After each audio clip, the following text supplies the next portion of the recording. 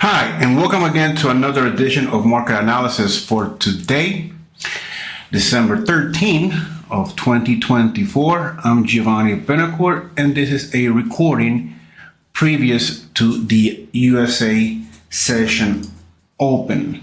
All right, so we've hit basically the middle of the month, and there's only 2 weeks left for the end of the year. And the stock market has been on a great run, and investors have high hopes for a Santa rally as the year draws to a close. But all is not quite as it seems. The S&P 500 declined Thursday, a third drop in 4 days, since reaching an all-time high could very well be a blip. However, that's not the full story. More of the index stocks closed lower than higher yesterday, and the number is 326 stocks versus 174. That's the 9th consecutive day of more followers than risers, the longest such streak since 2001. Now, that's a remarkable statistic, particularly as the S&P 500 reached a record during that period. But dig a little deeper, and big tech has been doing a lot of the heavy lifting, pretty much dragging the index higher. The S&P 500 equal weight index, which assigns the same weighting to all stocks, has fallen in 8 of the 9 trading days in December so far. The S&P 500 value index is down 9 straight days, according to our data. Now, to be sure, mega cap tech names could still have safe Christmas, but the broad-based weakness in gaining momentum and ought to be a concern for investors heading into 2025. So with that being said, let's take a look at what we can speculate in today's market fluctuation. In front of us, we have the NASDAQ in a daily candlestick chart, and we're seeing that today the market opened with a gap up, a strong gap up. So the momentum spilling over into another all-time high. Is that going to be the consensus as the USA opens? Will they come and to look to close the week at 22,000? Well, the RSI is not in overbought territory as of yet, and we're looking at perhaps that being the case. Obviously, a correction. Profit-taking correction could be also in the works, but hey, let's see if this momentum to the upside, with this strong gap up to the upside, will be enough for more speculators to hop into this rally as the USA opens. As far as the S&P 500 goes, well, it also opened with a little gap up, not as marked as the NASDAQ, but a gap up anyhow. So will we come and meet yesterday's opening or the previous day's high or the 6100? Let's see. Let's see if that would be the case for today.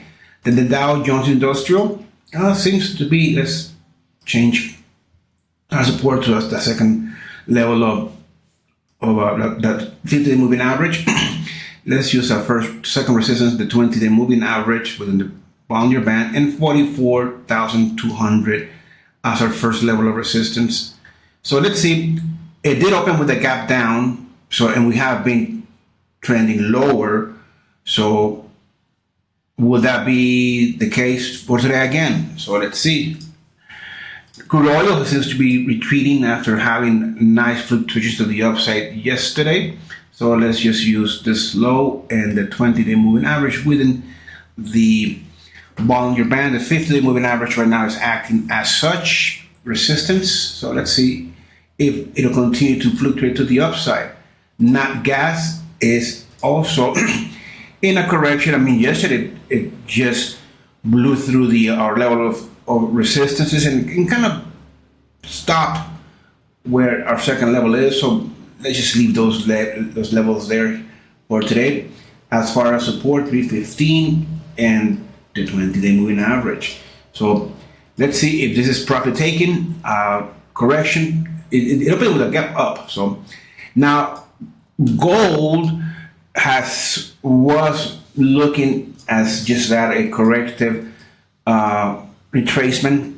Okay, it was due for it. So that's what we've seen so far. Let's say how much lower is it gonna go. So let's just use the 20 and the 50-day moving average as our probable level of support and go with that direction just intraday. So shorting gold, and then we have silver that has just completely traded below our level of support. So 30-20 for our first level, and then let's use the lower Bollinger Band as our second, 50-day moving average as our first resistance, and our second resistance, let's just use 31.80.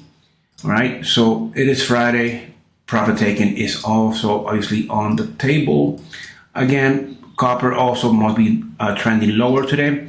Profit taking correction.